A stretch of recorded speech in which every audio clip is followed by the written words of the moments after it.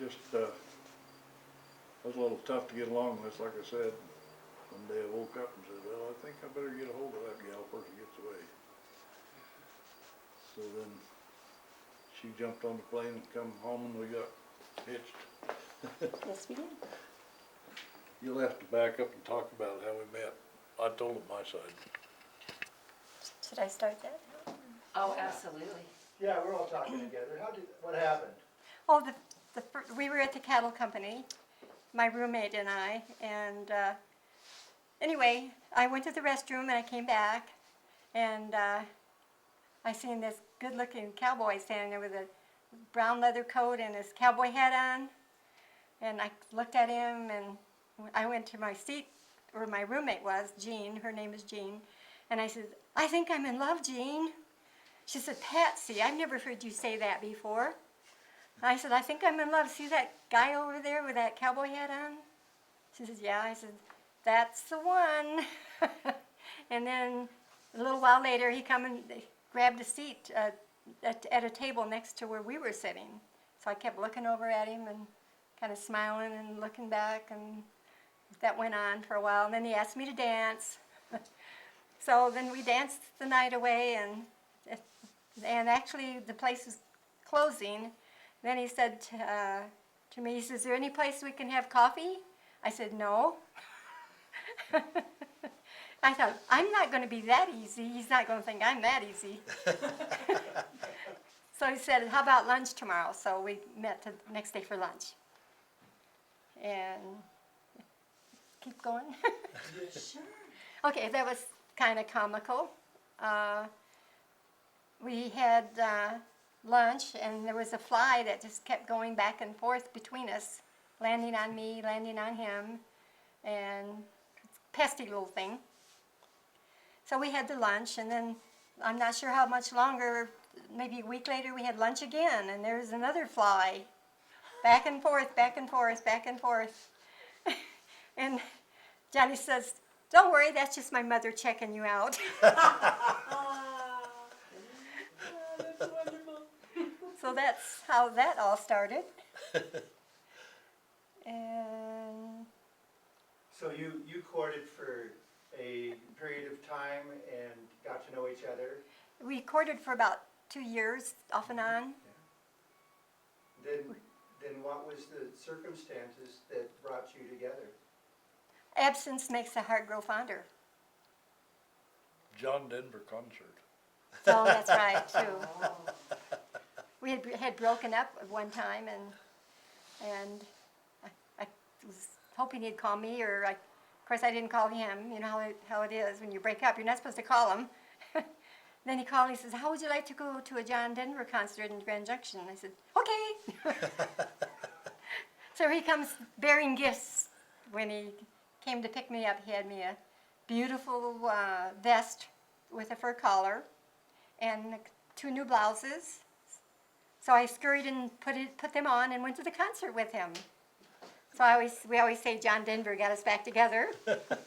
You're a dog. You're sly. You're good. He's a charmer. So And anyway, so then you went on to Florida.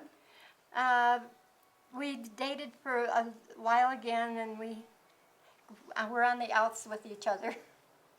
And so my brother had a couple of restaurants that he owned in Florida, and he said, why don't you come down here, because I used to be a bookkeeper in a restaurant for about 8 years, and I knew how to do all the pouring costs and bookkeeping for a restaurant.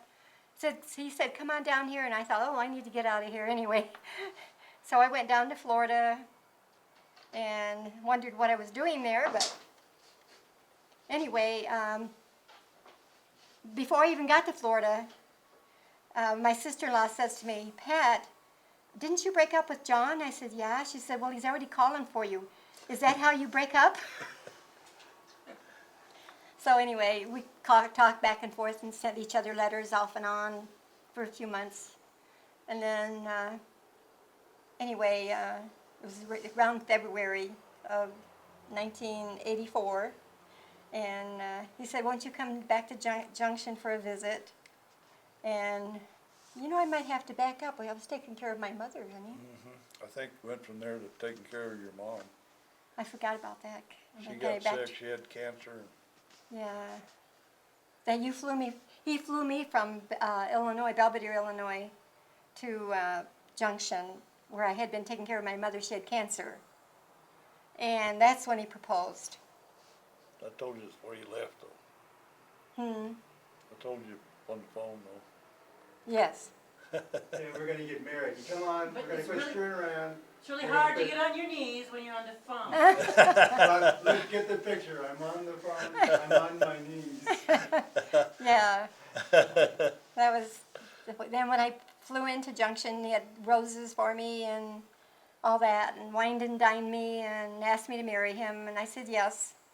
But we had to go back to be with my mother for a while because she passed away like 3 or 4 months later. So anyway, we got married and went back to where my mom was. And So can you tell us a little bit about the cowboy wedding? Yeah, we had a friend up in Leadville, had a lot of friends in Leadville, cause I knew a lot of people up there. And, guy that was a logger, one armed guy was our best man. And, the guy who used to run the trailer park for us a long time ago, bought him a house, so we got married in his house. Then we had a reception up at the, Prospect. Prospector, they called it, big steak place. So we had a lot of special people show up there that was closer to us, I guess. We had, what, 30-some people there probably. We bought supper for it and everything. And then they had another reception for us at Balltown. Everybody that knew us wanted us to come back down to Balltown after we got through with our dinner reception with everybody. So there was probably 60 or 70 people down there. Well, it was pretty exciting. We had a neat And time. then I've heard what you did with her from that point on. Well, I was doing construction work and it slowed down quite a bit. So we went into auction and consignment business with a friend of ours. And we done that for about a year. Yeah, about a year.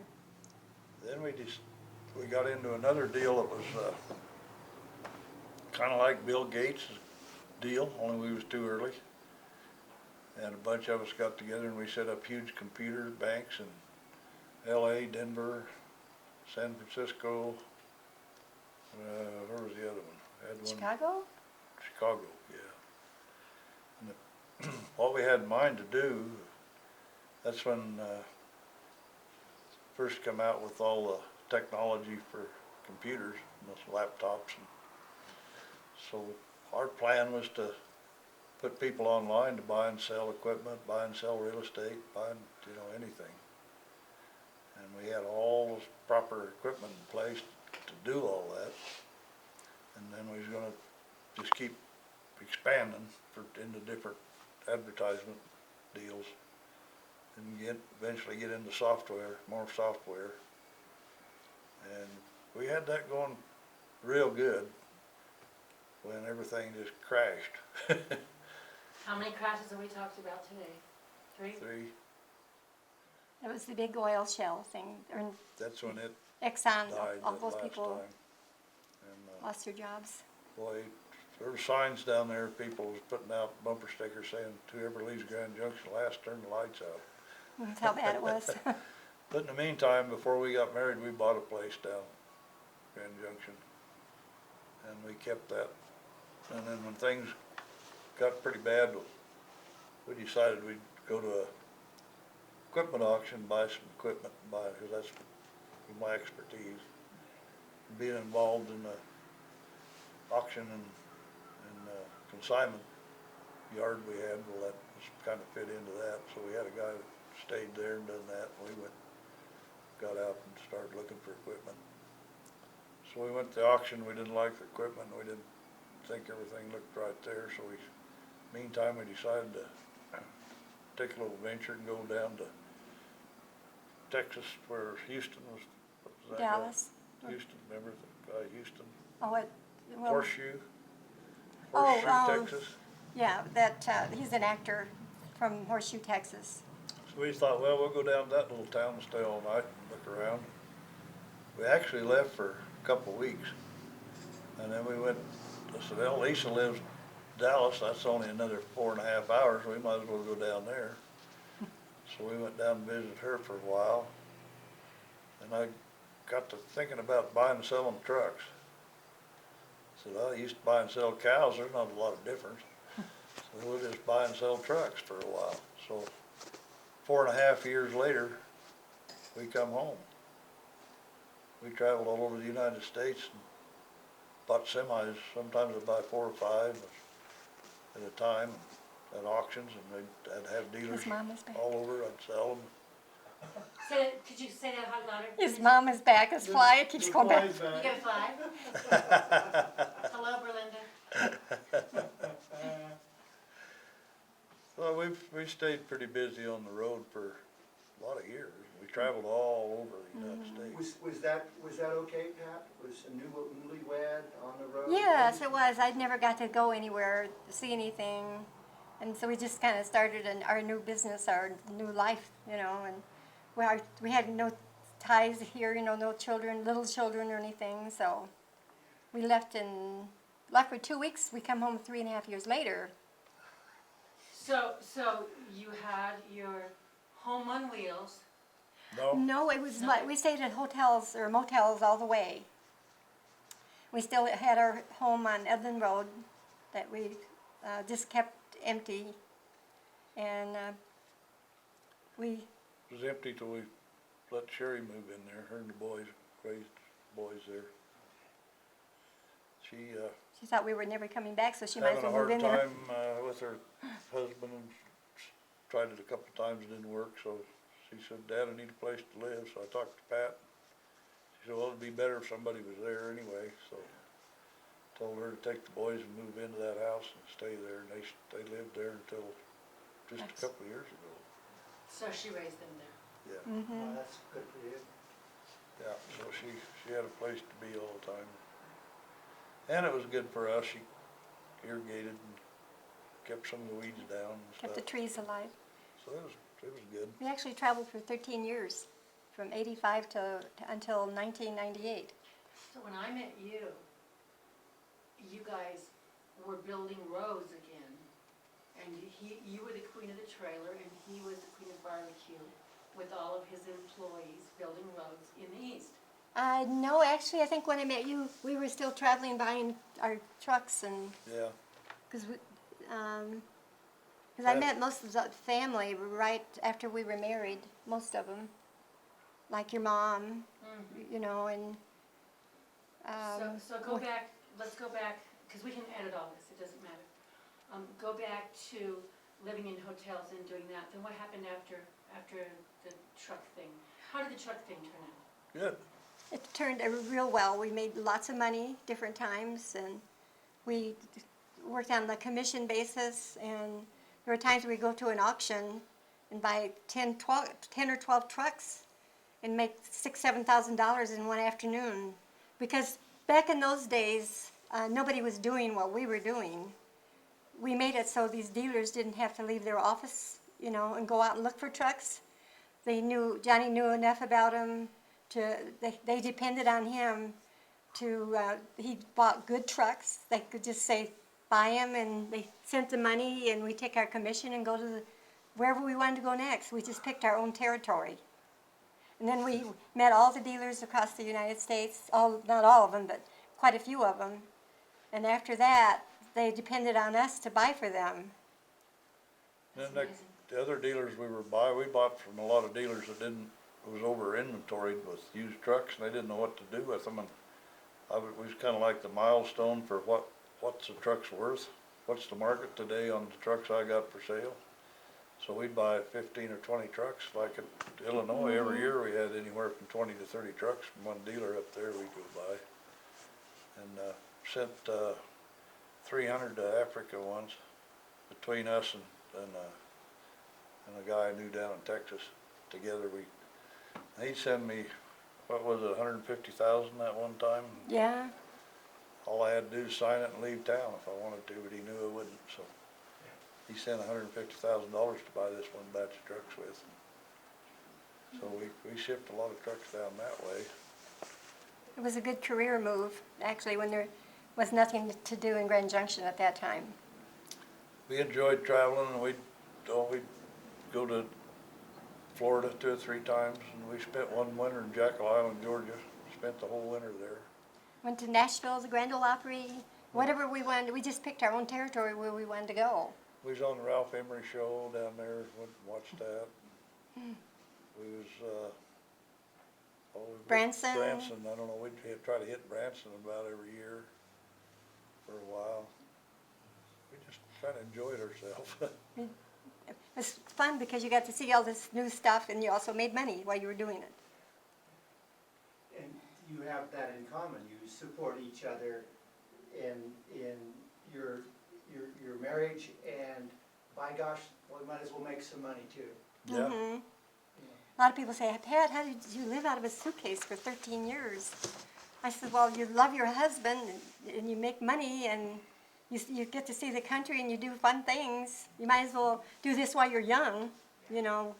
We'd go dancing and go down to Fort Worth, and got to be friends with some big stars, and, you know. Yeah, it was a lot of fun. It really did. And then, but that was another deal where the computers took over. The internet came along. And there was a lot of guys trying to do what we were doing, and they were ruining the whole deal for everybody because they was cutting each other's throat. And you'd tell somebody about a batch of trucks, and they'd try to find them instead of just buying them. And it got to be a cutthroat program, so we kind of got out of it. But over the years, when you're working for yourself, you don't build up Social Security, you don't have, I got to thinking down the road a little bit, and I told Pat, I said, I think it's about time I went to do something else. That's where my power of prayer went in, about that time. Because we were traveling, we wasn't making any money, and wasn't buying, trucks wasn't out there like they were before. He went to tell this one, he went to look at, we was down to, you know, just a few dollars. We drove, I think it was South Carolina, was it? Or somewhere out there. I can't remember the state we're in, but I thought, oh, we've got to sell something, you know, it's not good. So when he was gone, I was in the motel room, I got on my hands and knees and I says, dear God, if you're listening to me, tell us what we should be doing. This is not working out anymore, you know, and give us some sort of sign what we should be doing, you know. And then it wasn't that day, but the next day the phone rang. It was Rich Curitan called and he asked me what Johnny was doing. He was out looking at trucks. And I told him, and he says, well, tell him to give me a call. He says, I might have a job for him. Ooh. So Johnny come in. I said, you're supposed to call Rich Curitan. And he talked to him, and he gets off the phone. And he says, he's offering me a job with Peter Kiewit. I said, take it. He said, take it? I said, take it. And he said, okay. I said, that's a sign. Yeah, we went down to Fayetteville, and they was building that new airport down there. And so I went down and took over nights on as dirt superintendent. Probably 600,000-700,000 yards of dirt, I guess, scrapers. And it was kind of wild at night. When I first got down there, I had a crew come out there, and I didn't know them, and they didn't know me, and half of them knew how to run equipment, and half of them didn't. It was kind of a nightmare first couple, 3 nights till I figured out who was going to stay and who was going to go and who I needed to get back. So anyway, we got lined out, and they always had a little quiz in the corner of the sheet. You had to always make out a cost report and tell them how much dirt you moved, how many loads and this and that, and you know what it cost. And then they had down here comments. And I'd been studying it a little bit, and I said, well, if I had 2 more 637 scrapers, that's those push and pulls, they team up. I already had 4. I said I could finish this job the next number of days early. Never thought no more about it. And they're about $450,000 a piece. Rich come down there one day, did you order some scrapers? I said, not really, I just made mention if I had them, things would be a lot better. Well, he said there's 2 brand new ones sitting up there on trucks in the yard, just waiting to come down here. We finished her up and got the heck out of there quick and made them a bunch of money, and it worked out great. And they sent us to Winfield, Kansas after that. Had a project up there of building the dike around, the flood control dike around the town of Winfield, 100-year flood deal. They had one around there, but it hadn't done real good, and it was worried it wasn't gonna be high enough. So Pat and I went up there and found us a house, and we moved to Winfield for. Rented a nice house. I got there and the office engineer says, well, I'm sure glad you got here. He said, we're about to, hate to give you the bad news, but he said they messed up when they bid this job. You're supposed to lose $150,000 on this job. But he said, that'd be at the best. I said, well, that's nice to know. So Patsy, we kind of got into her house there, and it was a pretty nice old house, and we kind of got to where we had a nice yard and enjoyed being there. And I got the job rolling pretty good. Made a lot of changes from the way they bid it. First started, I had engineers, and the Corps engineers are pretty tough. I had 4 guys out there. I had 3 inspectors and the office manager out there every day when I first got there. And so I visited with them a while, and they wanted to know my experience and this and that. And then I just, well, I ain't got too much. I know a little bit. So I kept going, and pretty soon I only had 2 inspectors. The office engineer come out a couple times a week. Pretty soon I got down to I had 1 inspector, and the office engineer come out once a week. And they finally just kind of turned me loose, but we done it the way it's supposed to be done.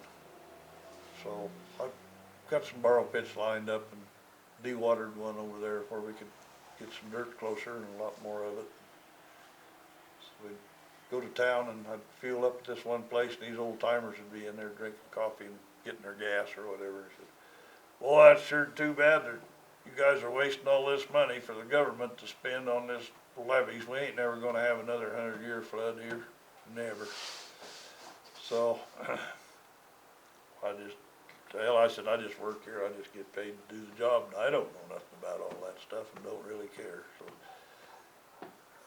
anyway, I cut these holes in the levees where I could shorten up the trucks and make them run shorter. We got the job pretty well along, and I started closing the gaps up, and it was Halloween, and we'd shut down for Halloween, and we were on the back side of the project by that time, and we had the 100-year flood. And it rained, and it rained, and it started raining, and never quit raining. So I hadn't thought too much about it, I was laying there, it was a Sunday, and Pat and I'd been out celebrating a little bit for Halloween with some of the guys. All of a sudden it hit me. I said, I gotta move some equipment. This thing's gonna get serious. So I told Pat, I said, come on, you're gonna have to go drive my pickup. She says, I don't wanna drive out of that mud. And I said, somebody's gotta, come on, let's go. So we went down there by the bridge, and I had a D9 and 2 scrapers and a compactor, and what else? I had something else down there. I can't remember. I started bringing them back. About that time, John Kress working for me now, he was working for me. He come down there just in time to help me get them scrapers. We moved all that equipment out of there, and about that time, the rest of the company, the guy that was over the maintenance, showed up. Damn, he said, I thought we better move some equipment. I said, yeah, I'd already got her moved. And so anyway, it flooded. There was, down there by that bridge where the equipment was sitting, there was a line 2 feet above the top of the bridge where the water was about to go over the top of the bridge, and it was a big, long, wide bridge. And it washed away the fairgrounds, washed away the sports field, and boy, after that I didn't hear nothing more about not gonna get no 100-year flood. So we lucked out and saved our levee, and like I say, had it closed up just in time. So we got busy and finished building the levee. In the meantime, the city wanted us to build a new sports arena for them, so we did that. Made the company a bunch of money off of that, and we had a lot of riprap, you know, on those two rivers.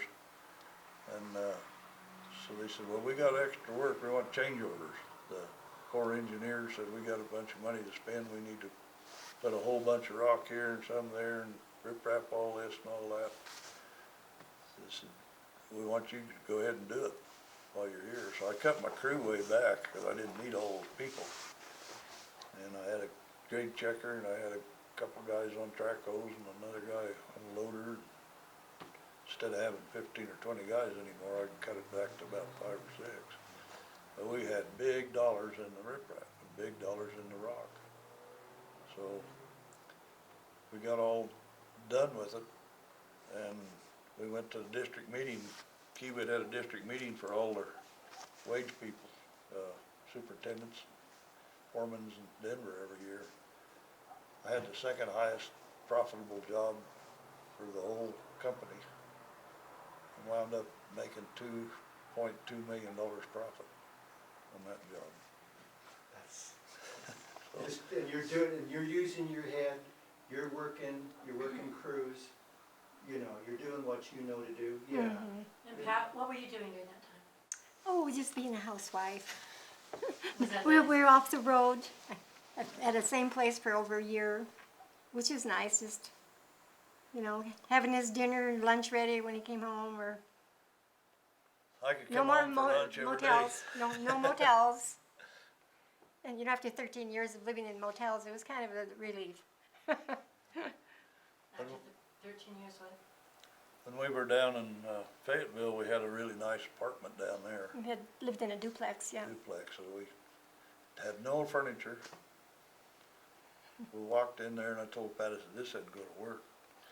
So we went down and filled the whole place up with, Things that are sitting in here now, some things. so Bob and Bev, they come down to visit with us, and that's when Bob had his heart attack, and Sam come down and stayed with us for a while. And we had neat places to go eat, and on the lake up there, we eat catfish every Friday, always down there. We were like regular people then. Then after that, well, I guess I went to, job did I go, Peanuts, no, level 3 communications. Kiewit got the job that was in the institute for the Smithsonian Institute fastest, hardest job that was ever built. for fiber optic. And so we had a lot of that to do, and I had a crew. They'd give me a district. We started up there in Nebraska, Back on the road again. Heck, and they were giving me $400 a week per diem, plus I was making probably $90,000 a year anyway. So I told Pat, I said, well, time to get an RV. Since we're getting that kind of per diem, we don't need to be blowing it. So we went and bought an RV, and rent was cheap for our RVs back up in there. You get stay all week someplace for $150, or all month for $150. Stay at a Walmart parking lot. Exactly. We never did do that, but I heard you can. So we went from there all the way down to St. Louis. This day Pat, she'd go ahead and find a house for our help that was working for me to stay, and we'd work out of there in both directions. And then we'd move our RV in about the same deal. So we'd work up to it, and then we'd work away from it, and then we'd move again, and then that way we could kind of be in between the work all the time. So then we wound up in St. Louis finally. We boarded the Mississippi River, and that was quite an experience. You board beneath it. With fiber optic, you put fiber optic Yeah, all the underneath way the. across. But Can you explain that to us, please? yeah, actually, I wasn't involved in it that much, but I built the lines up to it and away from it. And it was like 2.5 mile bore. That's incredible. I understand that. They start with a tube and they just keep Yeah, running the feeding tube it in, through and feeding pulling it at the same time. Yeah, it took about 4 months to get that done, but they put a lot of extra room in there so they could sell to somebody else if they wanted to go through there too. So I think we had, what was it, 12 ducks, I think. But every time we made a bore across the river anywhere, we always set it up for 18, and I think there we had 24. So they got plenty of room to sell those to other people any place along the line, you know, if they need to use them, which was smart thinking on their part. And so that's about the time that I talked to Pat about you being the guy that would set the barbecue up behind your motorhome. Yeah, And then you cook for your boys. yeah, we had a little get-together all the time. Mm-hmm. What's happened to all your boys now? Oh, they're scattered, you know, the guy that called me that was superintendent for Kiewit, I broke him in when he was a young guy. He never run equipment, and he lived in Leadville, and I had a job in Steamboat Springs, and building that ski area over there for Stagecoach. We built that, and took him over there and broke him in, got him going, and then I quit and started another company later, but in the meantime, he went with another big construction company as an operator, and then he wound up with Kiewit, and he was one of their main guys for them. And then his brother was another one, and I got him going. He worked for us this last summer actually, and went back to Arkansas because we were kind of short of work. So after the Mississippi River, where'd you guys go?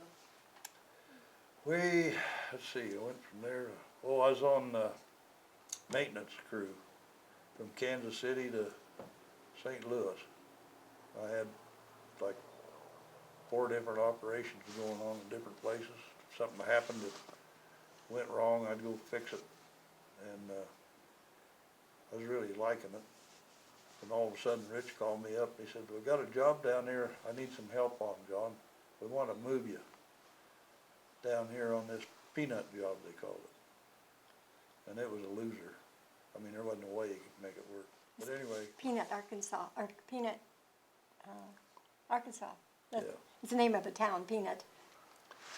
So we moved to, what was the name of that little town down by the river? Ozark. Ozark, yeah, off of Ozark, Highway 40. Arkansas. You guys are a good match. We fill in the unquestionable lines or whatever, So then I had to drive out there every day, and anyway, we got down there, and Rich said, "We gotta get this done a certain amount of time before the river comes up," and this and that and the other. So I got down there, and he showed me all this. We had a special rock walls to build. I got a letter from it. I'll have to give you a copy of it and let you take a picture of it. But we got it was a mess. I mean, it was a total disaster. There were so much different things to do, and the high cliffs and rock walls 15 to 40 feet high, and a river running right beside you, and lots of dirt to move, and geotech to put in, and we had the quarry going to shoot the rock to bring it in there, and had to set all that with track hose, and it was just tough. We had a lot of dirt to move besides to get grade. Anyway, I got there about the second day, and Rich says, "You got all this figured out yet?" And I said, "What do you mean?" Well, he said, "This is Thursday, and I'm not coming back Monday," so he said, "It's all yours." I said, "You dirty dog." So anyway, he took off and went up north somewhere on a job they had up there, because nobody was getting along with the engineers. It was a disaster. The engineers down there, and it wasn't Rich, it was people above him and stuff. They were just horribly fighting. And so the first thing I did, I went over to the engineer's office. We had like 4 and 5 inspectors every day there when I got there. So I went over, and first thing I did was knocked on the door, and reluctantly told me to come in. And I told him, I said, "I'm here to try to straighten this job out and finish it. But I said, I need you guys to tell me what's wrong." I said, "We need to take an inspection trip, field trip, and see where all the errors are, what you expect, what we need to do, so I can kind of figure out where we need to get going to cure the bad part to get on with the good. And so, he looked at me, one guy looked at me, he says, "That's the most encouragement we've had since the job started." He said, "Nobody wants to talk to us about anything." He said, "They don't do nothing wrong." We knew you were still traveling. Yeah, What brought you back to Colorado? we was working on that, just hadn't finished up that peanut job yet, but we I'll do that. got, finished up there and they waiting on the blacktop people to come in and put asphalt. And I had a vacation coming, cause I'd been like 3 years and hadn't missed a day's work and hadn't took the vacation or nothing. So I said, "Well, time to take a vacation, we're about done here." So the engineer, the only engineer that showed up about once a week at that point was on the job, and we'd went on a tour. He said, "I got something I wanna give you before you leave." I said, "Well, what's that?" He said, "I've got a letter I wanna give you. That's in there on the wall in Pat's office." And he described the whole job, and it was a letter of recommendation of how we brought it together and finished it, made it happen, and give me I couldn't believe it, it was really a neat letter. So if you get a chance, you might wanna film it or something, but I'm probably kinda proud of that, cause you don't get too many of them. And then to back up on the job down at Winfield, I also got a whole list of stuff and a report card and some other recommendation from the Corps engineers on that job too. And then, of course, level 3, I got a lot of safety awards on that one. Can you tell me what your education was? High school, And how did this Johnny Sy come from being 4 years old on a roundup, go all this way without any documentation? hard knocks. Thinking ahead and trying to think of something better to do. Way to get out of one jam and get into another one. All those years we traveled, we never did without, or he always provided a good living and knew the right people to talk to, and we always had money coming in, and there's times it was a little short, but most of the time he'd go and meet somebody and became friends with them, and they'd do business with us because of Johnny, One because they time, trusted him. we had a leasing company that had a bunch of trucks for sale, and I called a guy with a big dealership down there in Arkansas and told him I had these trucks. I hadn't never met him. He had 40-some trucks for sale. Pat and I was getting a little bit short that time. I had a 38, and I needed to get a little extra money, so I run down and pawned the 38. I told the guy I'd be back to buy it because it was an antique. And I rolled up my pennies. So we went and bought gas and went over and met the guy at the airplane just as he was getting off the airplane, shook his hand, went over and sold him 40 trucks. I think we had sardines the night before, maybe? And I rolled up my pennies. So I picked up, I don't know, $12,000. Yeah, we had, that was Okay. one of our biggest checks. We walked out of there pretty good shape on that one. But then we left peanut job and, let's see, we went to West Memphis. Wasn't it? West Memphis from there? You had, yeah, that's before the first back surgery, wasn't it? Yeah. So we got to West Memphis and started building Interstate 15 back towards the river. Right from the edge of the river bridge all the way back to Martin Luther King's Boulevard. And about, I don't know, we was in there for a while and my back started bothering me real bad. So I had to come home and get back surgery. So I went to Denver and I operated on my back. Took me a while to get over that. That's the time I went, that wasn't when I went for Nielsen, was it? Anyway, we took some time out there and then they wanted me to come back. So we went back and finished that job up in West Memphis. No, they sent me to, I left one out. They sent me to, Falk, Arkansas. Yes, Cal. Finish that job first. And I had started that job. That's where I got her. That's where my back got her. Right. It was in Falk, Arkansas. You heard the story about the, Legend of Boggy Creek. Boggy Creek is the monster that's supposed to have been around Falk, Did you Arkansas. build a bridge over there, or a road over there? They were building the road. yeah, we built some interstate through there. Pat and I had our trailer parked right where you were supposed to But be. our RV was parked right where the Legend of Boggy Creek took place. And he worked nights, and I was looking for him all night long. That big old monster. We even have a movie on that. We have that movie. Didn't you get there on purpose so that you were the first thing she was after when you got home? And then all the guys would come down there and drink beer or something. If we had a safety meeting, they always knew we had plenty of beer down there. And of course, those construction guys, engineers and all of them, we had 11 of those. We called them bumblebees. 'Cause They're trucks. The they're color all of yellow them. trucks, you know, with black on them. So you'd see them line up down there. We had a piece of private ground we leased just for ourselves. We didn't have anybody around us, so it was pretty neat.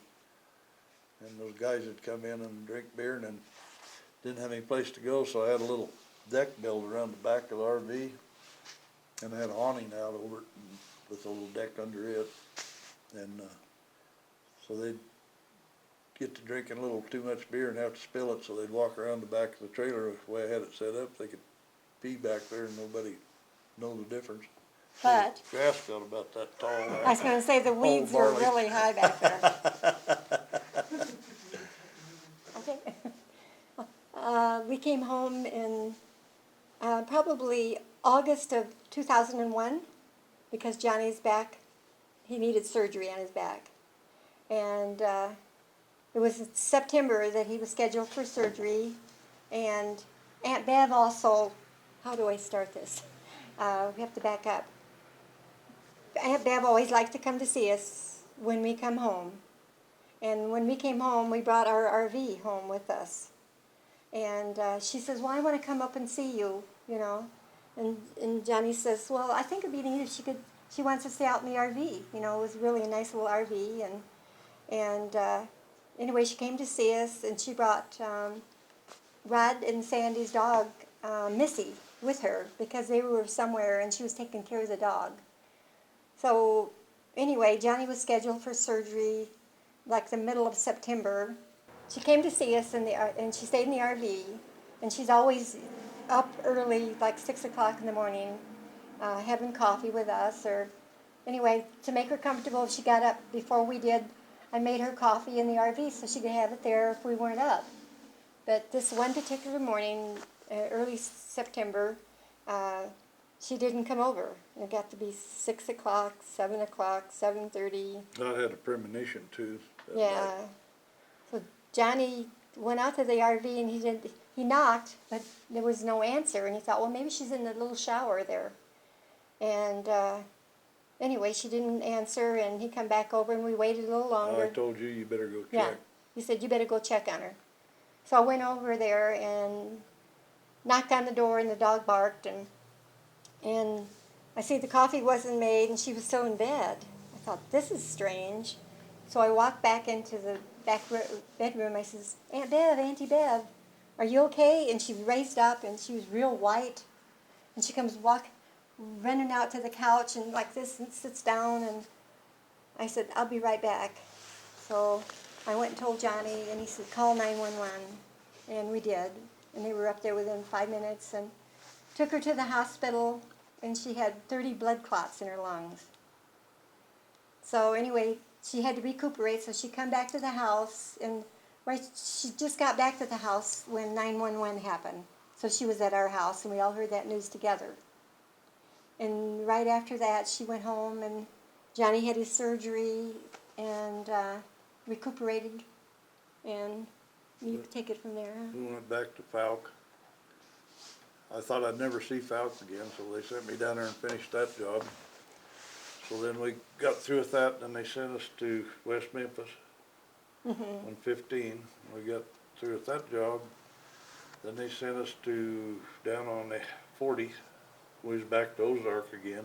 So we had 13 miles of Interstate 40 to repave and shoulder up and do all the work, some culvert work and some crossovers and all that. We got all that job finished. Then we went to, that's when I got in Back. trouble again. With his back. So we come home from that, and I didn't get surgery that time. I just kind of went through got away from it all. Then I got written notice and I come back to Fayetteville. They wanted me to come back to Fayetteville. So as soon as we got there, then they sent us to Wyoming. So we was up to Yellowstone, or not Yellowstone, Jackson Hole. Jackson Hole. Mm-hmm. On that crossover road that comes over the pass. And so we worked there, and then my back really hit me bad. Again. So I went and finally had to go back to Grand Junction and had my back operated on again. And so after that, we, in the meantime though, Bill got in trouble on a job between back surgeries. He didn't have anybody to help him. He took it. So Nielsen, I went to work for Nielsen, just finished dozer operator to go clean up the slopes and some stuff between there and Delta. And so we got that job finished, and they wanted me to go to another job, and I went to that, and I went down to Lordsburg, and wanted me to go down there and be pipe superintendent. They had a lot of pipe to put in. They weren't paying real good. Meantime, Kiewit found out I was working. Come back to work. Back to Kiewit again. So we did that for the rest of the duration, I guess. Mm-hmm. And then we come home and I kind of started just little, I guess we sold our property about that time.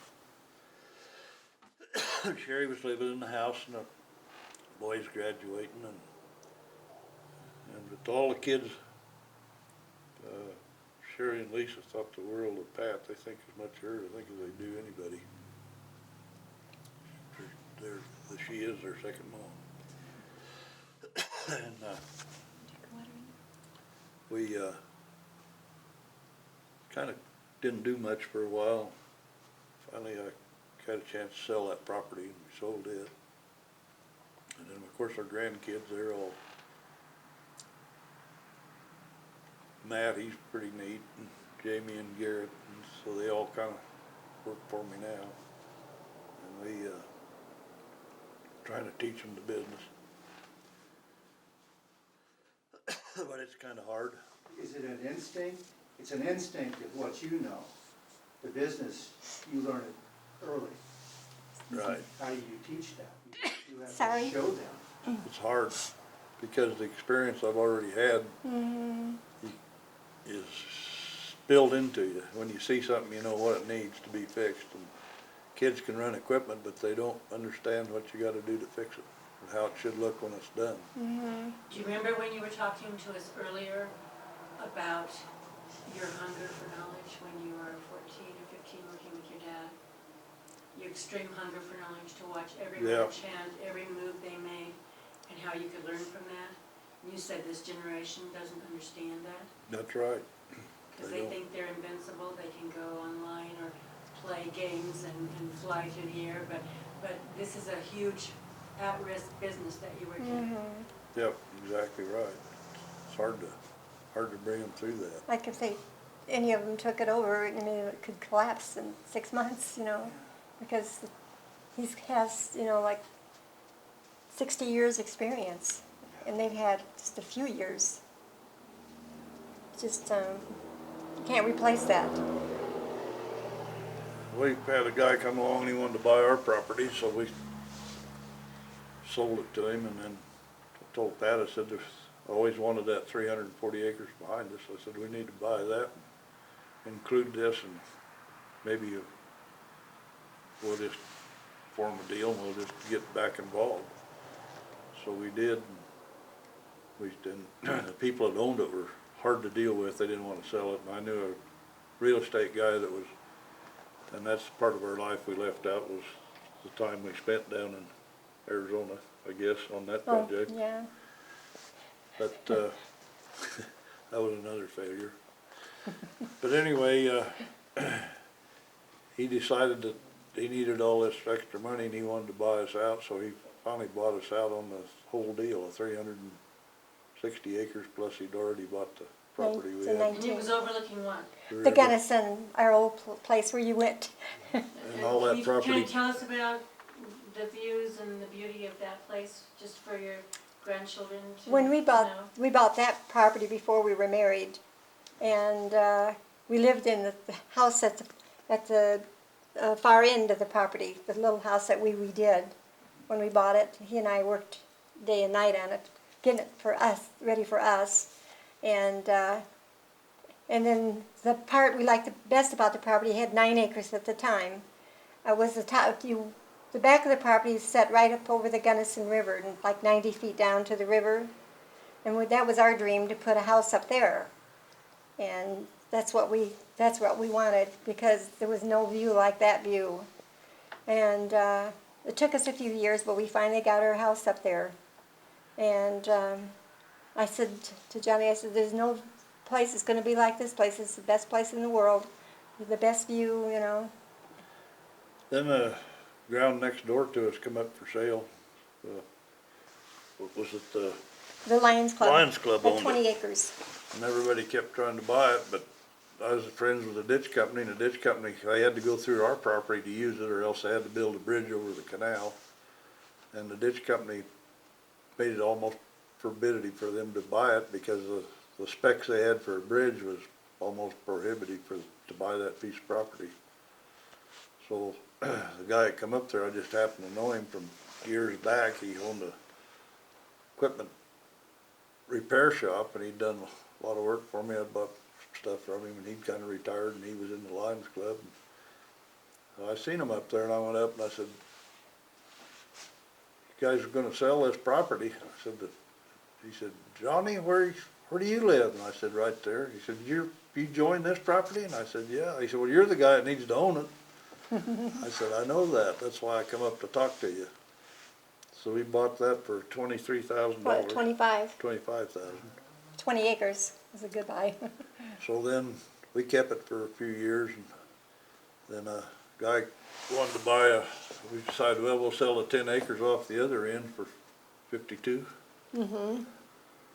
So I sold the 10 acres off the back end of it for 52,000, and that gave us 18, almost 19 acres Mm-hmm. 19 acres, yeah. altogether that we kept, and kept it the best part.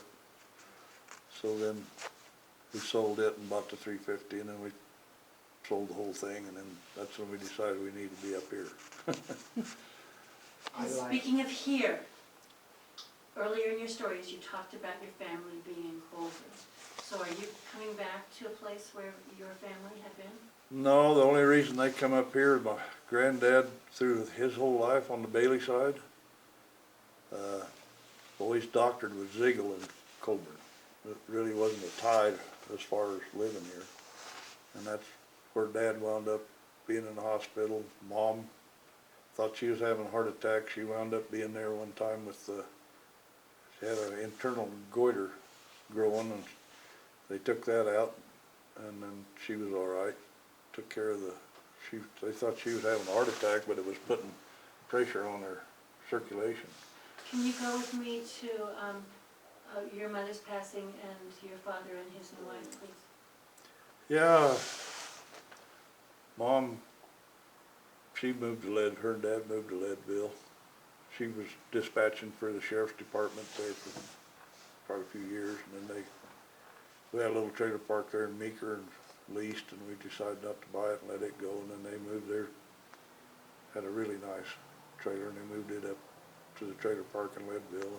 And at that time I built the Keystone ski area. I guess I probably left that out somewhere. But Say that again. built the Keystone ski area the first couple of years. Then Dad and I was working over there, and a pretty big crew. We built a lot of it. In the meantime, Mom got sick while we were on that project, and couldn't find out what was wrong. Took her up for x-rays there in Leadville, and they come back, her lungs come back clear. Somebody else's lungs probably didn't. I think they got the things mixed up. So she wasn't getting any better, and she was just getting sicker by the day, so brought her down here, and Ziegel come down to Grand Junction, x-rayed her. And he said, I hate to give you the bad news, but she don't have very long to live. Said her lungs are gone.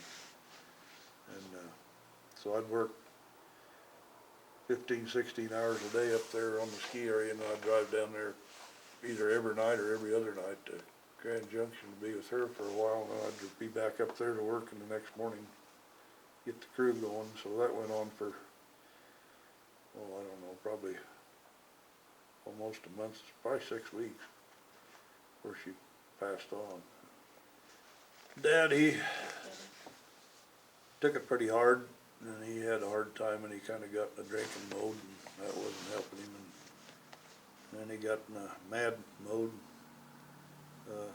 Then we got a friend of mine on Table Mountain Ranch, and I'd done a lot of construction work for him, built pipeline and so on. Over in Golden, Colorado.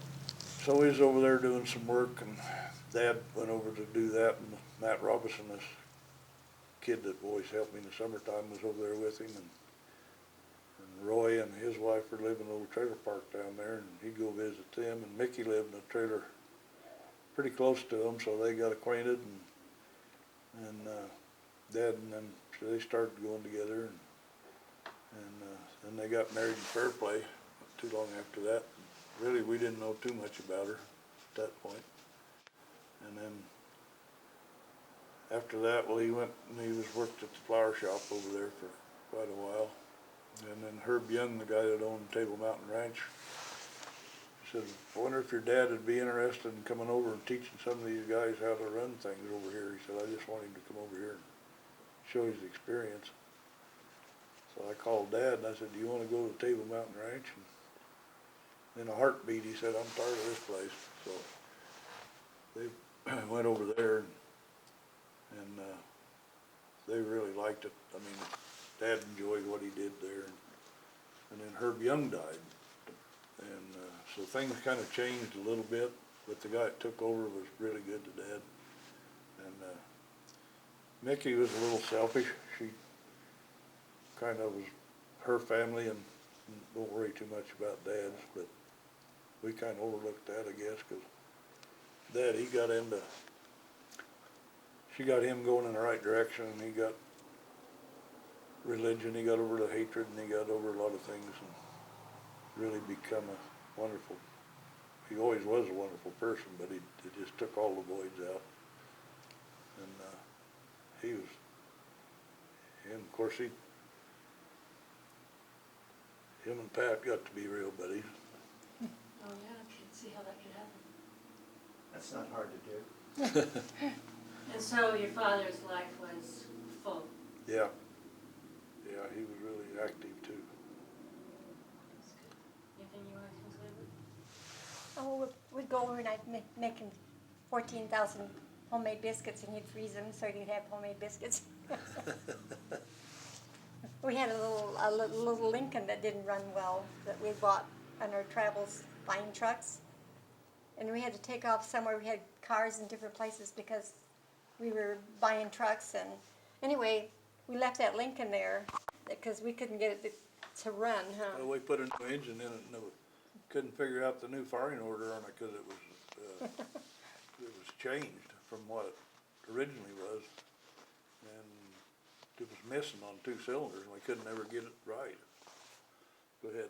But anyway, we flew off somewhere, and he said, I'll drink with it or something while you're gone. And we come back, and we were visiting with him, and pretty soon we heard this noise, and we looked out the door, and Dad was in that Lincoln driving it around and around and smiling.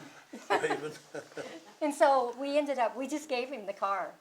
We bought another car, and so He was so happy, we gave him the car. Well, that brings me right back to the first car you gave me. yeah, $800. Yeah.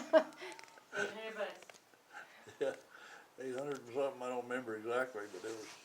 But I know I was short $75 buying it. Yeah. He ended up selling it. I don't know for how much, but Yeah, they had it down there, had a for sale sign on it for 2 days, I think, and the guy come along and bought it and give him like the. $900 or No, it something. was more than that. Was it? He took the cash and went and bought that Chevrolet. So if we're gonna sum up your lives together, what would you like to say to your children and grandchildren? Oh, I wish that all of our children and our grandchildren could be as happy as we are, and have as much respect for each other as a husband and wife, and just have the love that we have had together, that they all could be as happy as we are. And we have met so many people in our family that says, we want to be happy as Johnny and Pat are, you know. I just want them to grow up a little. All these kids don't grow up till they get old enough to almost halfway retired anymore. They're too busy worrying about the playthings and the girls and this and that and something else and the drinking and no thinking. So I really like for them to settle in and start using their head. Like the little boy that wanted to go to work with Daddy at 4? Yeah, So you could be with them, alone on the ranch. yeah. Sealed with a kiss.